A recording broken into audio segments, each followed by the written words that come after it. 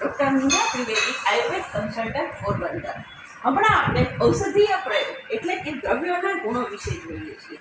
તો આજે રસોડામાં ખાસ કરીને એની બહુ જ ઉપયોગ થાય છે એ વસ્તુ આપણે આજે જોઈશું. એનું નામ છે લવિંગ. લવિંગ આપણે દ્રવ્યથી બધા પરિચિત છીએ, તો એના ઔષધીય ગુણો જોઈએ. આપણને બધાને ખબર છે કે લવિંગનું ચૂર્ણ હોય એ દાળ દુખતો હોય કે પેઢું ચડી આવ્યું હોય ત્યારે એના પર લગાડવાથી ફાયદો થાય છે. હવે વિશેષ ઉપયોગ શું છે? તો ખાસ કરીને કે મોઢાના, પછી સ્ટમક એટલે હોજરીના અને આંતરડાના જે અંદરના ભાગમાં રહેલા જે સૂક્ષ્મ જીવાણુ કે કીટાણુ હોય છે એનો આ લવિંગ નાશ કરે છે. એટલે આપણે એની અંદર એનો ખાસ ઉપયોગ આપણે કરી શકીએ છીએ.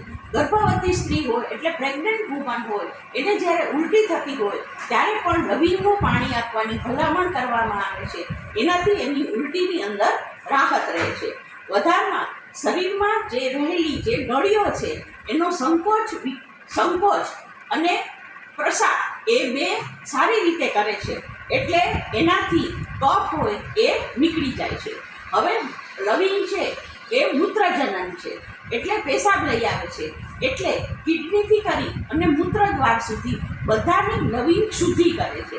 હવે ખાસ કરીને જે પેટનો દુખાવો હોય ત્યારે પણ આપણે લવિંગ ખાઈએ છીએ તો એનાથી તરત આપણને રાહત થાય છે. હવે મુખ્ય વસ્તુ કે લોહીની અંદર જે વ્હાઇટ બ્લડ સેલ્સ હોય છે એને લવિંગ વધારે છે.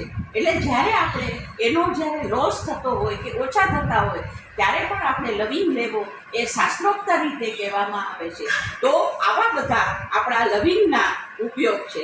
તો આવા બધા સામાન્ય જે વસ્તુઓ છે એ આપણા રસોડામાં જ છે, તો એનો આપણે ઉપયોગ કરીએ અને સ્વસ્થ રહીએ.